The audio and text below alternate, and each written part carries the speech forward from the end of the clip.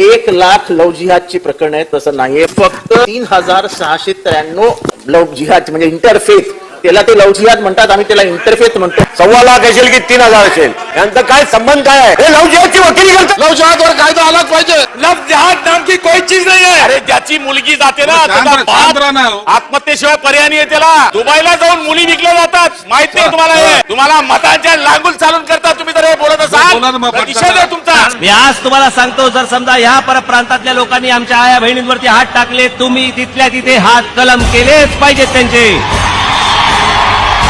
चाले फडवे बाहेरून येणार आणि आमच्याकडे मास दाखवणार इकडे.